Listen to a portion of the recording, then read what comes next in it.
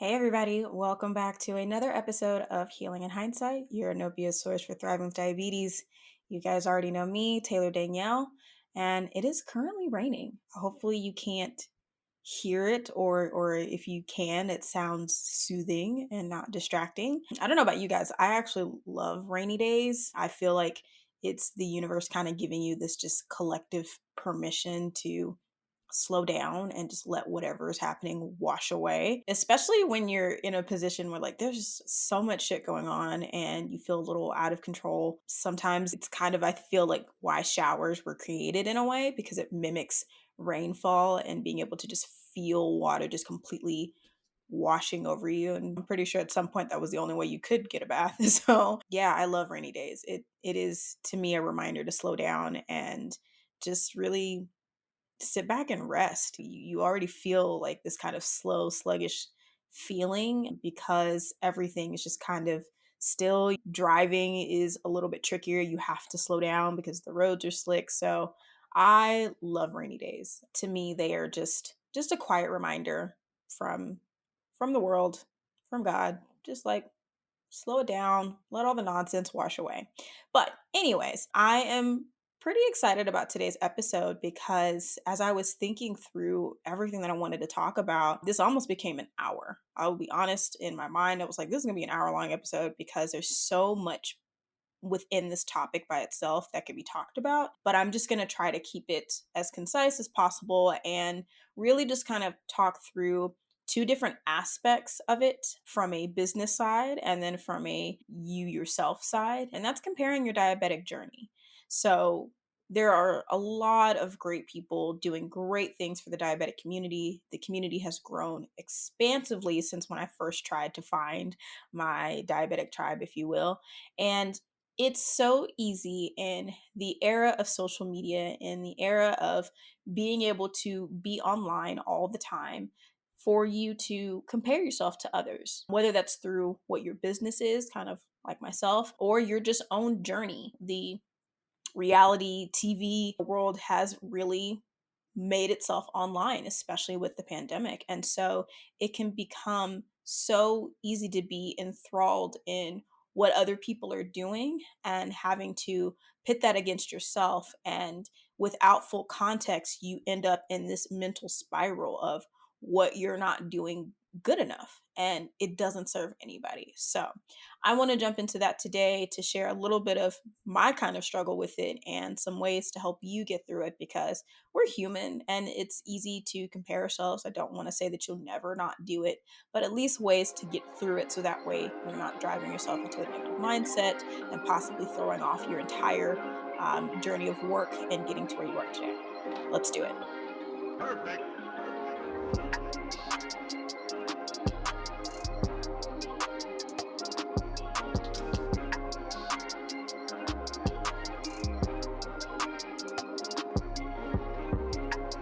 You're listening to Healing in Hindsight, your no BS source for thriving with diabetes. What's up, guys? I'm Taylor Danielle, and it's my goal to help millennial diabetics like myself live an amazing life without your diagnosis getting in the way. I get it. I was diagnosed back in 2015 with type 2 diabetes, and it was really hard to find people around my age to understand how to travel, socialize, or even have meaningful relationships. But I feel like with a focus on mindset, perspective, and nutrition, together we can take back our health and our lives. Consider this the red table talk, but for diabetics. Minus the entanglements, though. So let's do it. So, comparing diabetic journeys.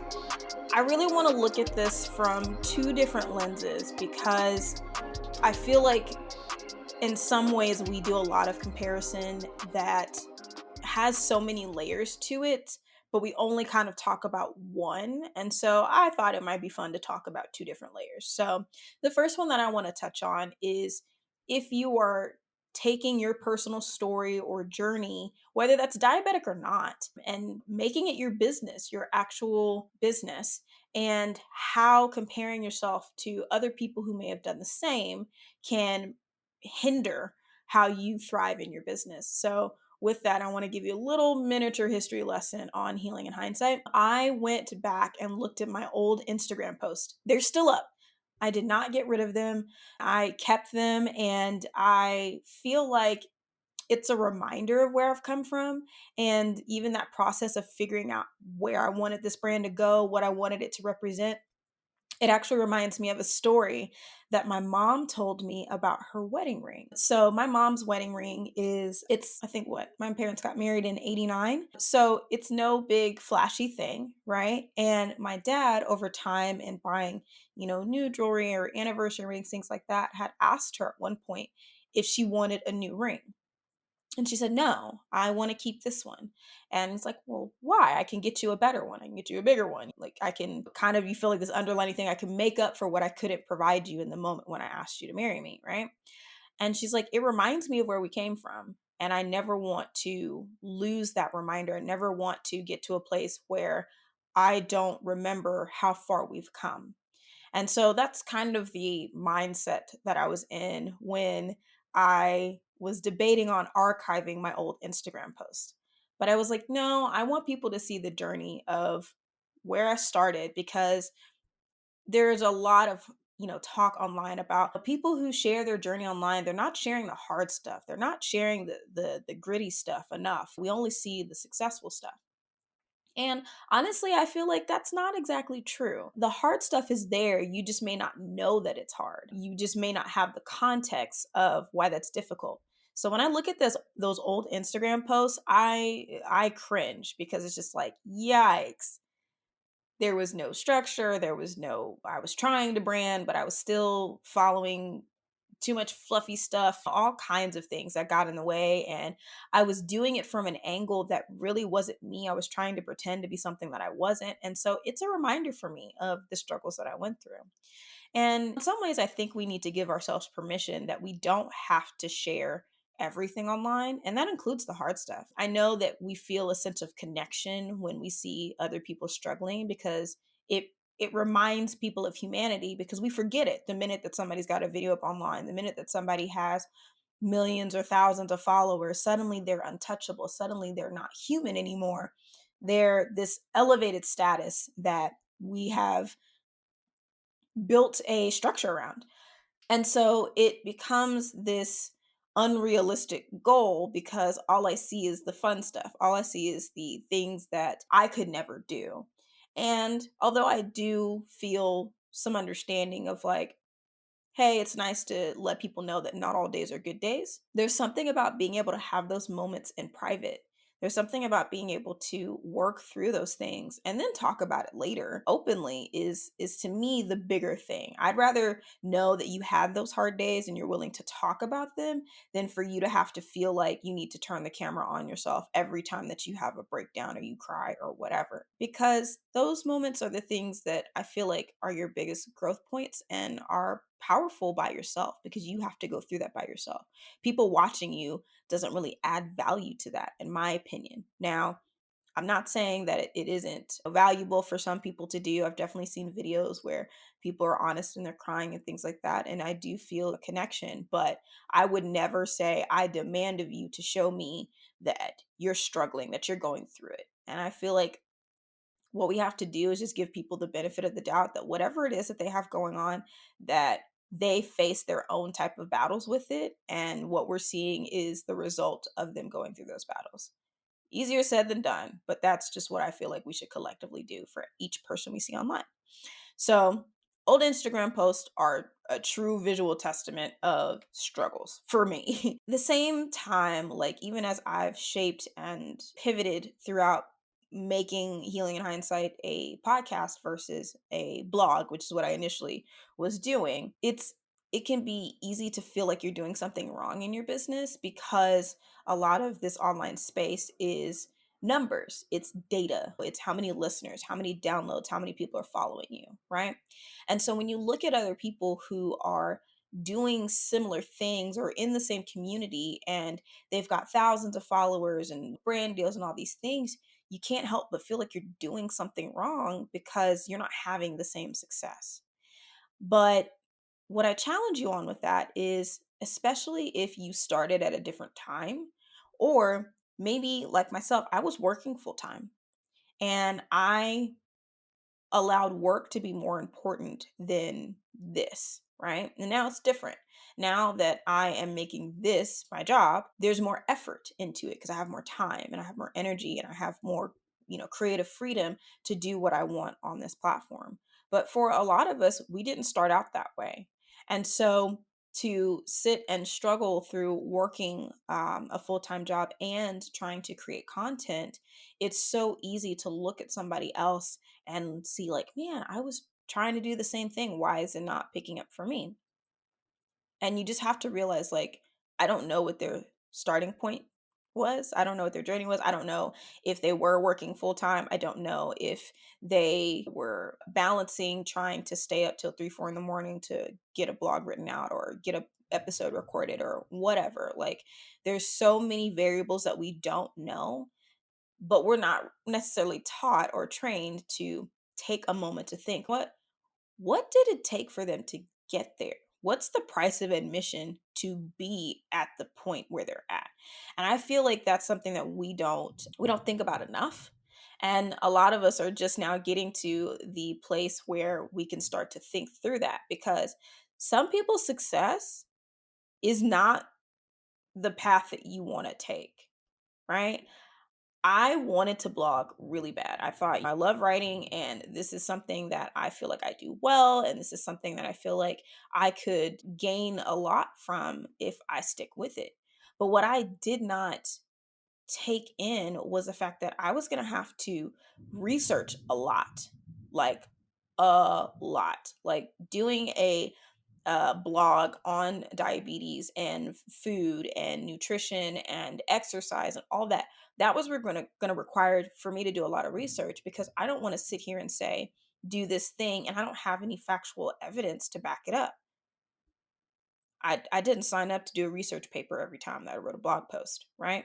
And it's not to say that all blog posts are like that. If it's me cataloging my journey, then that's what it is. I feel like Mother Nature is agreeing with me. Not sure if y'all heard that thunder. But it's one of those things where, like, man, was I willing to go through that? Was I willing to, every time that I ate, take a picture of my food and try to make my entire kitchen look Instagram or Pinterest worthy? And I'm not saying that other food bloggers or things like that go through that, but I don't know if that's the cost that I was willing to do, because that's what it would have taken for me, at least, to feel good about the content that I was putting out.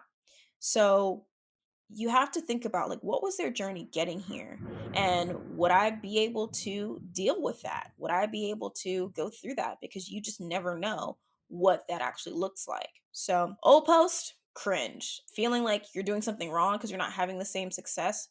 Think about what that cost would have been if you had gone down that same path. Not every path is meant for you, not every journey is meant for you. Sometimes you have to go your own route to make it happen. And that is totally okay. The last thing that I will say about at least comparing journeys, especially as a diabetic, for your business, is when you build a business around your diagnosis and you're not doing coaching and you're not doing courses and things like that, and you feel like you're not getting the same opportunities or you're not getting the same type of attention that others are.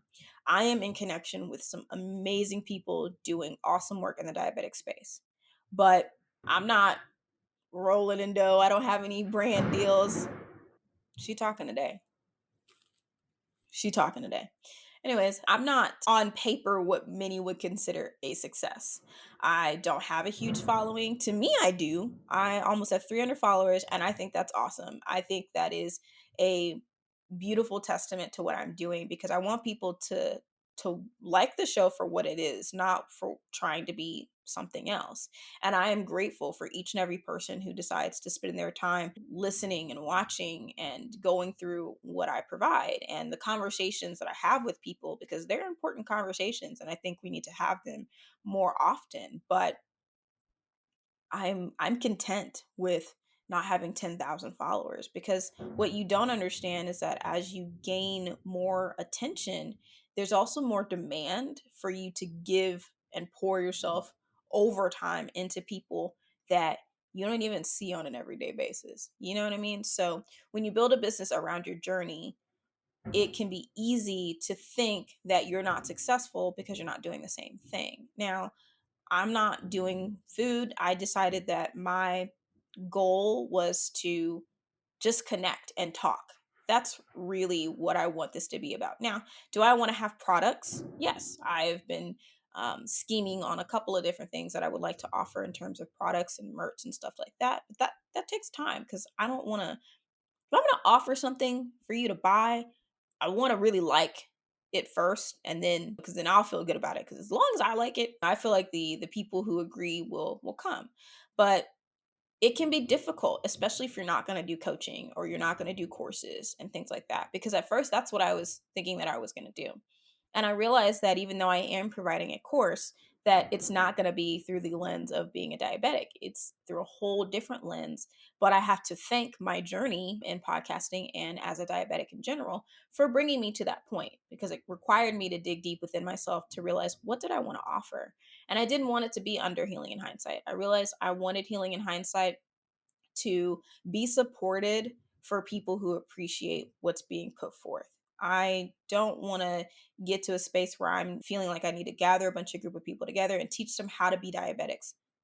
That's not for me. And I know some great people, if you're struggling with your A1C and you're pre-diabetic, type 2, type 1, whatever. I know some great people who have way better credentials than me that can help you through that. So hit me up and I'll be happy to connect you.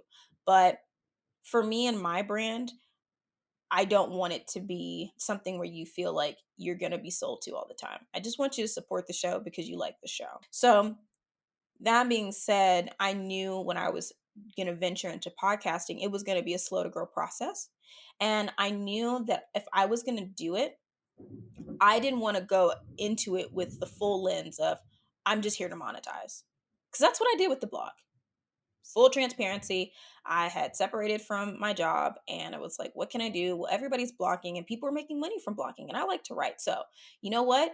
This will be a great story to write about my journey as a diabetic. I'm not seeing any other millennial women of color who are in this space, and the health and wellness nutrition space is blowing up and it needs a little bit of color to it.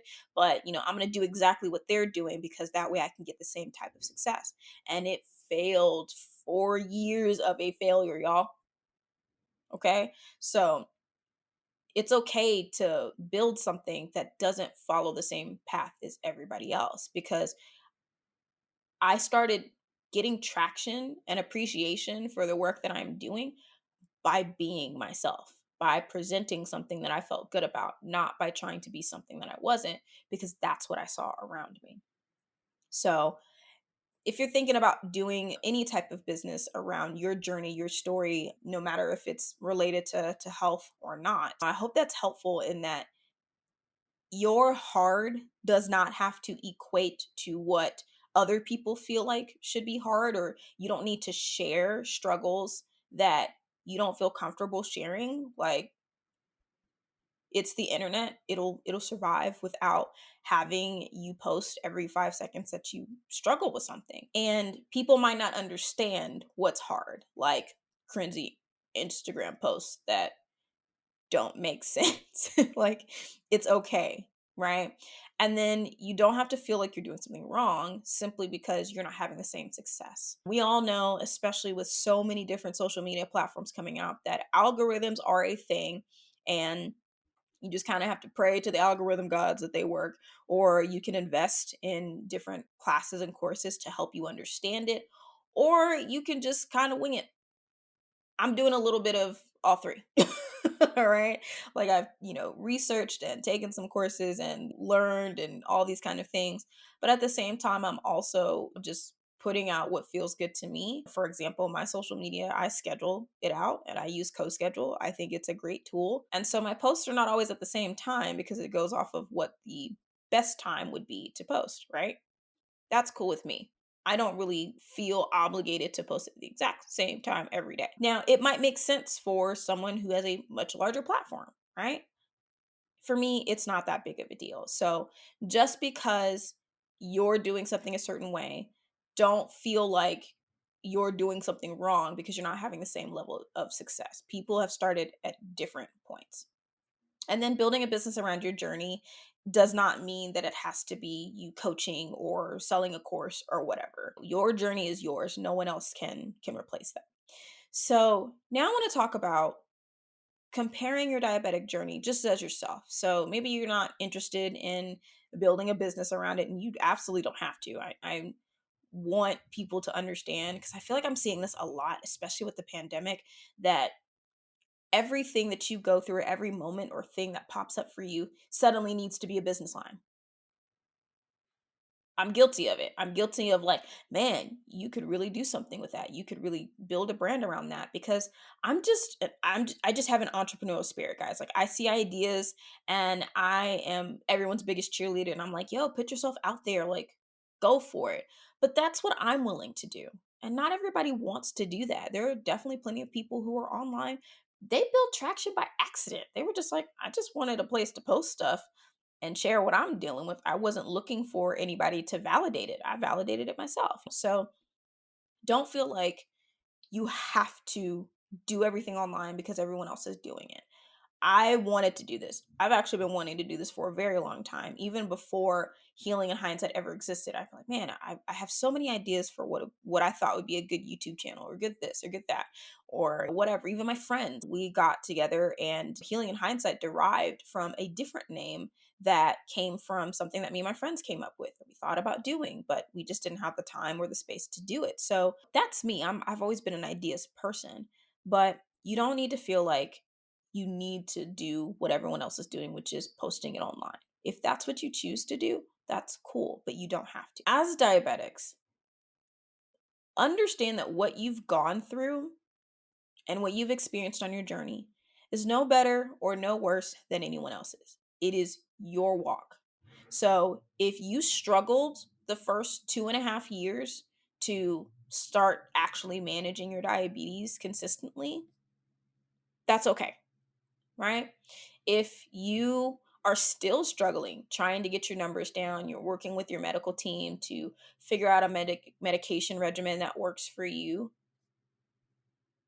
that's okay too, right? If you're just now discovering technology that can actually give you more accuracy in your numbers, so you can make better decisions about what you need to do, even though it's been around for a minute, but somehow you just found out like a year ago, that's okay too. You don't need to feel bad because you see people posting that they're in range, or maybe they're not in range, or that they've got all this tech, or that they've dropped 40 pounds and now all of a sudden they don't have to manage with medication anymore, or maybe their insulin got to get taken down or whatever because they got themselves in the best shape of their lives. The only thing they have to do is just inject their insulin because they absolutely have to. Like, you don't have to feel bad for when you hit your milestones and it seems like other people have been there before you. It's true. Like, whether you know it or not, people are constantly doing things before you. And it's not to make you feel bad. It's just, think about it. I'm 31.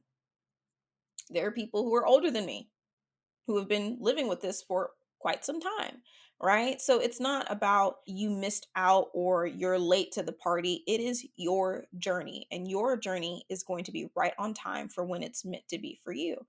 I feel like even though I struggled to take my diabetes seriously the first 2.5 years, it led me down a path to not only understanding myself deeply, loving myself deeply, but it also led me to this, because I realized, you know what?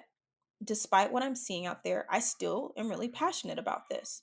And at the point that I'm coming in contact with people who still don't understand that being a diabetic is not black and white, yeah, maybe my story can add some color to that. And if it helps just one person, I'm totally okay with that.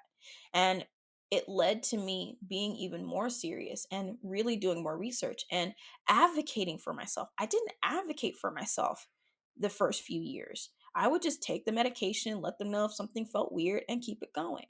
And then when I finally changed doctors, I decided, hey, my idea of this is not being on medication for the rest of my life, especially medication that could have serious long term effects on organs that I really need.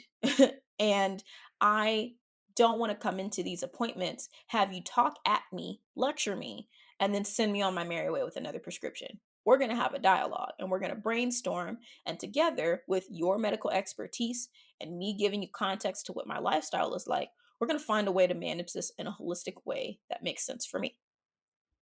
I never would have done that had I stayed stuck looking at everybody else and what they were doing, what they were succeeding at. So understand that your journey is not better or worse than anyone else's. It's your journey. It still matters, right? And then the last thing that I kind of want to touch on is that because your journey is so unique, so is every lesson. And even though you might hear people say, yeah, I had to learn the same thing, it was definitely hard or whatever, it still doesn't change that learning that lesson was tailored specifically for you because we all respond to things differently. For some of us, it has to be pretty extreme. For some of us, it may not have to be. For some of us, it might take putting ourselves out there and realizing that I enjoy doing this and I want to ensure that if I'm going to keep doing this, I'm being honest about what I'm going through and it pushes me to also be better. It's my miniature accountability, if you will. But every single lesson is going to be tailored to you. So when you look at somebody else who's overcome a milestone that you might still be stuck on, recognize that what they went through to overcome that may be different for you. And so we can't get upset when it's like, well, how did you get through that? And someone might say, well, positive affirmations. And I'm definitely in the same vein of toxic positivity can backfire. It can be something that doesn't help people. Like if people are having a shitty day, you should have every right to say, you know what, I'm having a shitty day, not, we'll just keep praying. We'll just do this. We'll just keep your head up and keep positive thoughts and all that. And I wholeheartedly believe that all those things can work.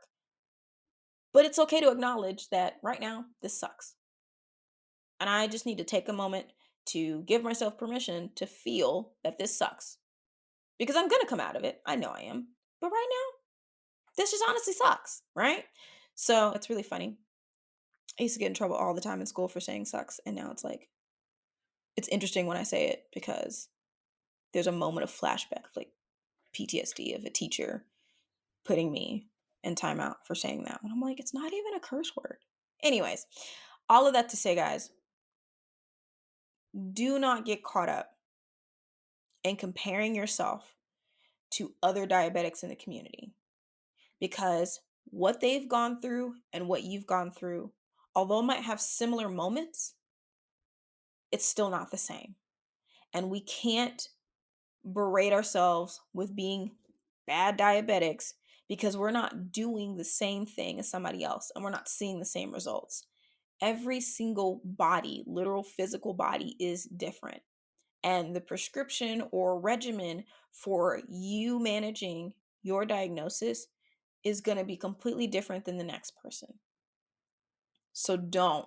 And if you need to step away from social media or step away from any visuals or things or friends or family that make you doubt that what you are doing is wrong or that makes you feel like you're not good enough, do it. I had to unfollow some people. I had to mute some people. I had to speak up for myself in certain circles and say, hey, I get you don't mean any harm, but I am a diabetic and that's a little hurtful for you to say because it's not exactly how that works. Right? I actually heard that the other day. Now I laughed it off because these are friends of mine. I know that they weren't meaning anything by it. And a couple of them don't know me personally, so they have no clue that I'm a diabetic. But there was a comment made about like, "Oh, you just consumed all this sweet stuff and now you got diabetes." Or it was in a video that was being shared. And I just laughed it off. I'm like, that's not even how you get diabetes, but because it was an animated skit thing that was being shared. Stuff like that. Like you have to really set up the boundaries and the stage for what is okay and what is not. And sometimes it just means stepping away from things that do that. Even for like fitness stuff and my body acceptance, I had to remove a lot of influence that I was consuming. And it was mostly on social media because it painted an unrealistic picture for me and made me doubt my progress. Every win that you have matters, period. If you got your A1C down 1%, that's a win. You shouldn't sit there and go and find somebody and like, oh my God, well, they lowered theirs for like 5%. Like, what's going on with me? Like, or 5 points? What am I doing wrong? It doesn't matter what they have. It matters what you have and that you brought yourself down, and you just got to keep going at it. So I hope that's helpful in this rising craziness of social media and trying to understand what's real and what's not, and people wanting to see more of the harder parts, right? It can be very tempting and very easy to just feel like you are at the whims of the internet and that you have to be the same way as somebody else. I'm telling you right now, no. There's a reason why you keep hearing, whether it's celebrity status, whether it's influencer status, which I feel like is at the next tier of celebrity. Is that y'all let me know. But whatever that is, you still hear being yourself is what gets you somewhere. Because nobody's taking the shit anymore of like, I need to fit in to someone else's mold in order to get somewhere. That used to be the old way of doing things. Not anymore. We call bullshit on all of that. So don't feel like your diabetic journey needs to fit any mold. If it gets you somewhere safely, okay, let me emphasize that, safely, in a healthy way, do it. If that's keto, if that's going vegan, if that's carnivore, if that's working out every day, if it's not working out every day, if it's just ensuring that you get a few hours of standing and doing some deep stretches, or if that's meditation or whatever the hell that it is, if it works for you and it ensures your health, cool. Don't worry about what anybody else says, because they're not you and they're not living with what you have in the same way that you are. So, thanks for coming to my mini TED Talk. I hope this was truly helpful. And again, it's something that is constantly coming up because it's hard. It's truly hard, and no day is ever going to be perfect. I had a rough time this morning just trying to feel organized and like I'm doing something right, and like I am making sure that I'm, providing value to you guys every time I decide to show my face and speak. But I had to remember that it's going to be okay. And I'm allowed to feel weird. I'm allowed to feel like things are a little crazy, but as long as I'm doing what's best for me, then that's all that matters. So, do what's best for you. Don't worry about anybody else. Thank you again for your time, and I truly do appreciate each and every one of you who decide to listen, to follow the show, and just be supportive of ensuring that we are connecting not only as diabetics but non-diabetics as well, and taking the time to learn more about what it means to live with this and how there are so many different types, and how we should be more mindful of how we interact, because you truly never know who might be next to you and living with the diagnosis that you're hearing about. So I'll catch you guys on Thursday for our special guest.